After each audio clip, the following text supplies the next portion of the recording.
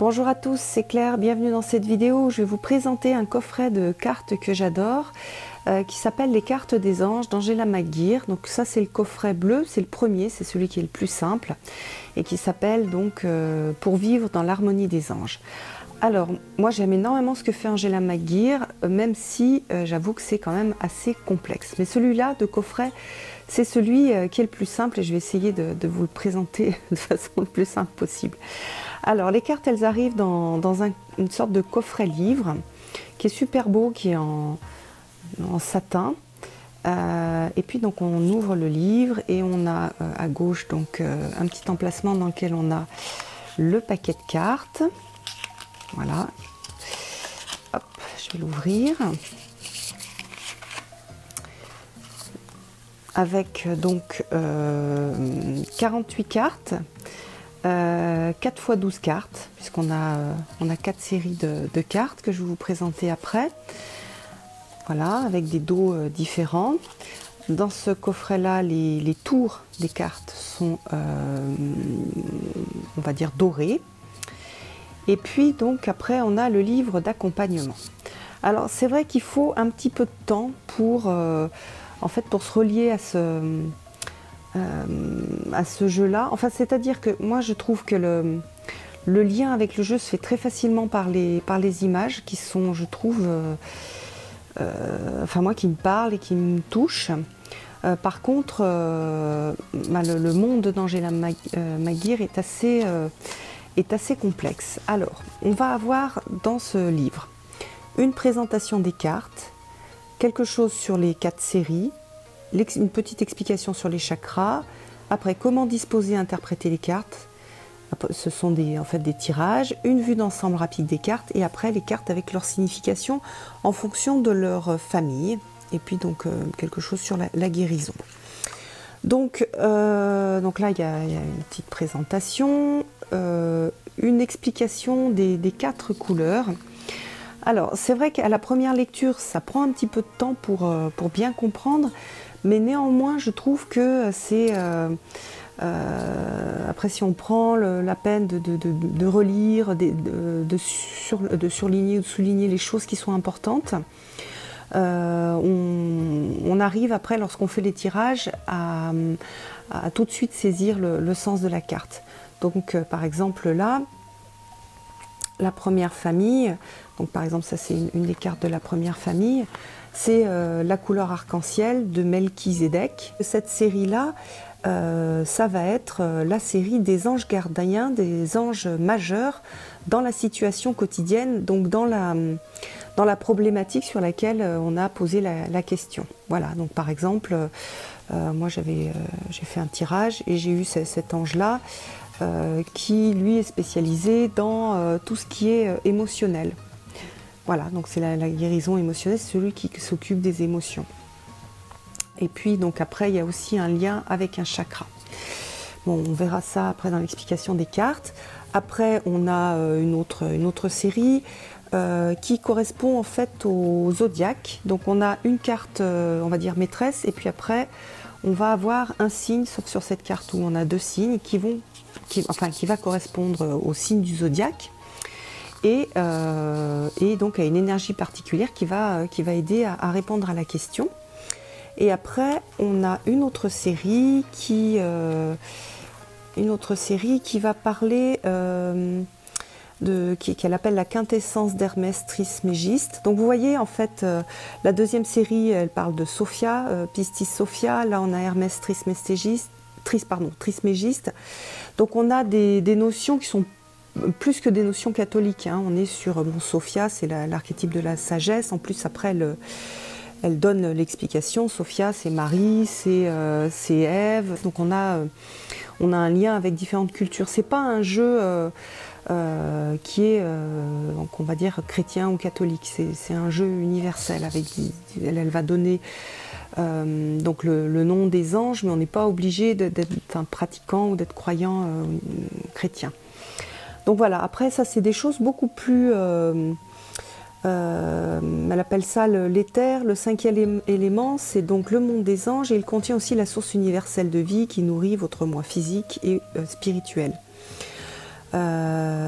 voilà, c'est une sagesse ancienne à redécouvrir. Donc on a ce type de carte. La dernière famille, c'est la couleur flamme sacrée du phénix avec,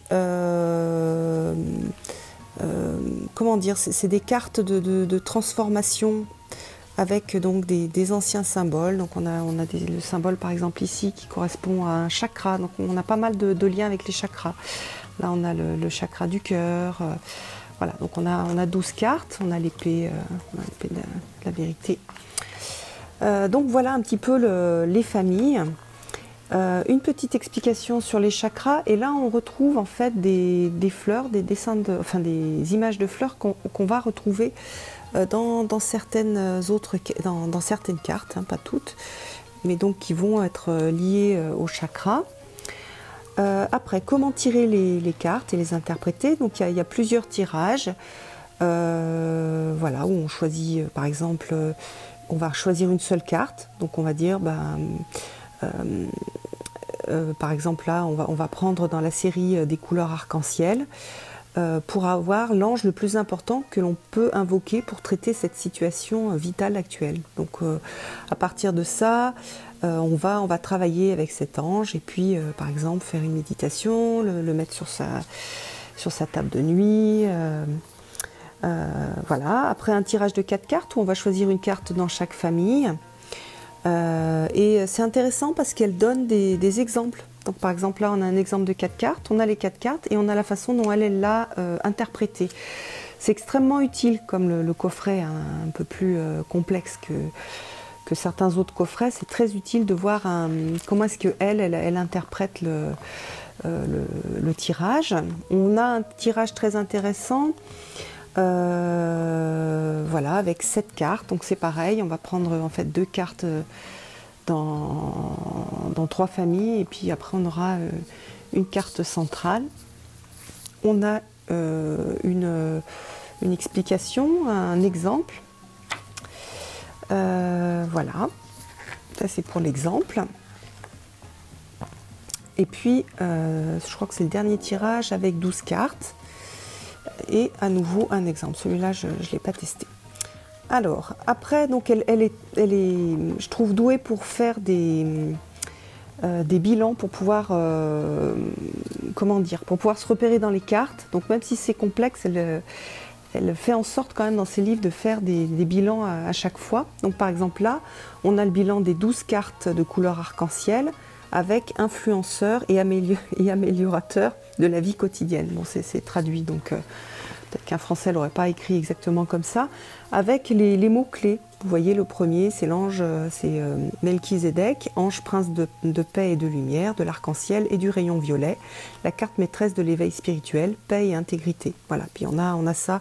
Par exemple, moi, quand j'ai tiré ma carte de Fuel, donc l'ange seigneur des eaux et des pouvoirs de la lune, de Neptune et de l'aigle marine et des rayons verts de la mer. Donc là on ne comprend pas forcément tout, mais ce qui est intéressant, c'est ce qui est en italique, c'est la carte de la tranquillité, de la stabilité et de l'équilibre émotionnel. Donc voilà, et on a ça pour toutes les familles. Donc vous voyez ici pour la série du feu stellaire avec les 12 anges du zodiaque. À chaque fois on a un petit, comment dire, une toute petite phrase, un petit indice pour pouvoir utiliser lors de tirage de cartes. Donc par exemple, moi je prends celle-ci, je vois qu'il va falloir que je travaille sur l'estime de moi, sur le fait de m'affirmer et sur mon individualité. Je tire celle-ci, c'est plus la santé, les compétences sociales, administratives. Voilà, et puis la même chose pour toutes les séries. Et après, bon, c'est vraiment magnifique parce qu'on a une reproduction en grand de la carte. Quand on fait de la méditation, alors on n'est pas obligé de faire de la méditation très organisée, on peut juste se laisser porter par l'énergie de la carte, juste la regarder, voir où est-ce qu'elle nous touche, qu'est-ce qu'on ressent à l'intérieur du corps. Est-ce qu'elle nous fait nous sentir bien, ou est-ce qu'il y a des côtés qui nous dérangent, voilà, ça peut être, c'est ça aussi, la méditation, c'est pas forcément être un pro de la méditation, c'est se laisser porter par la carte. Donc là par exemple, dans cette carte là, après on va avoir donc le nom de l'ange, c'est son titre, Prince de la paix, comme je vous ai montré tout à l'heure. Là, donc, ça répète un petit peu ce qu'il y a dans le résumé. Et après, on a tout un texte sur la carte.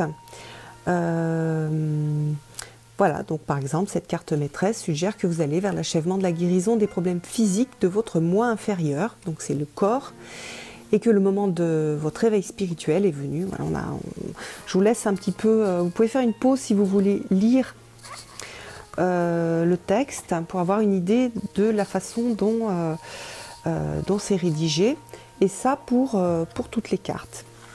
Alors c'est vraiment un livre qui est agréable à feuilleter, à regarder, à lire.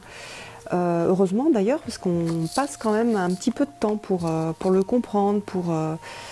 Il y a toute une partie voilà, où on doit un peu apprivoiser le jeu. Et cette partie, elle est agréable parce que vraiment comment dire, la forme, c'est-à-dire le petit livre, le fait que les cartes, il y a une grande reproduction de la carte dans le livre, que les symboles sont très parlants, on a vraiment quelque chose d'agréable. Alors, à la fin, donc, on a les chakras et la guérison. Donc c'est un petit tableau. Alors, je vous le montre. Je ne sais pas s'il est net. Hop, voilà, on va faire la netteté. Par exemple, le chakra racine, base de la colonne, bon, il y a beaucoup de gens qui le savent, la couleur, c'est le rouge. L'élément, le problème général, donc ça va toucher la survie, la sécurité, la présence, la confiance, la force corporelle, la passion. Donc, par exemple, des personnes comme moi, qui sont anxieuses, qui ont besoin de sécurité, on va avoir du travail à faire sur les chakras racines. Donc on peut aussi choisir les cartes, on n'est pas obligé de les tirer, on peut les choisir pour se laisser inspirer en fait par la carte. Alors maintenant je vais vous montrer toutes les cartes. Hop. Alors, on va regarder donc la première série. Donc vous voyez que là on retrouve des couleurs et puis la rose du chakra racine. Voilà, là on a l'arbre de vie.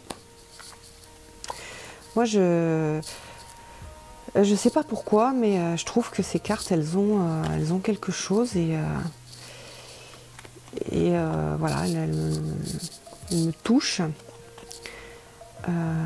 Voilà, on voit que c'est chakra du cœur, un mélange de rose et de vert. D'ailleurs, c'est marrant, elle distingue, elle dit les deux chakras du cœur avec un chakra vert et un chakra rose. Voilà, on a des cartes qui sont très touchantes. Enfin, touchantes, oui, moi qui me parle. Alors, je vais les mettre dans l'autre sens, ce sera plus facile pour vous les montrer. Donc là, c'est la carte maîtresse qui n'est pas liée, elle, aux cartes du zodiaque, mais qui fait partie de cette série. C'est la carte qui correspond à l'énergie donc de Sophia, mais aussi à l'énergie de Marie, etc. Donc l'énergie féminine. Et puis là, on a toutes les cartes du zodiaque, donc c'est pas forcément lié à votre signe, hein. C'est plus l'énergie qui est transmise pendant ces périodes-là et qui va être une énergie qui va être en œuvre et donc qui est liée à un ange. Voilà, après on va prendre notre série. C'est la carte maîtresse aussi. Donc on voit que là on a des choses plus incarnées. Un arbre. Plume, le temps, le livre, et puis la dernière série, où là on a des symboles, là on a la plume de Maat, voilà, on a un symbole assez universel, l'épée, ça c'est lié à un chakra. Voilà, là, la guérison avec le caducée, l'arbre, le phénix. Voilà, et la Trinité avec les 3 chakras inférieurs qui sont représentés par la couleur, par le carré pour le chakra de base, le chakra sexuel, donc à couleur orange, un cercle et une sphère, et puis donc on a un triangle, donc avec la couleur jaune pour le chakra du plexus solaire. Voilà, donc en résumé, c'est vraiment un coffret que je trouve très chouette. On peut, comment dire, on peut l'utiliser de différentes façons. On peut donc l'utiliser tel que elle l'a conçu. On peut se laisser aussi inspirer par les cartes. Les cartes sont assez petites, donc on peut faire pas mal de tirages. Et en même temps, oui, les symboles sont assez grands, donc elles sont tout de suite visibles. C'est pas comme des cartes toutes petites avec énormément de choses dessus. Et elles vont parler à l'inconscient, voire même, c'est son intention, à la partie, à l'âme. Et voilà, moi, je ne peux pas expliquer ce que je ressens avec ces cartes. C'est la même chose qu'avec l'autre coffret que je vous montrerai aussi. Voilà, je trouve qu'il y a une grande puissance dans les symboles, dans la façon dont ils sont représentés, et même dans ces textes. Ce qu'il faut, c'est prendre le temps de les découvrir, prendre le temps de découvrir les textes, ne pas se bloquer s'il y a des parties qu'on maîtrise pas, qu'on comprend pas. C'est vrai que moi, il y a des choses, je maîtrise pas tout ce qu'il y a dans le livre.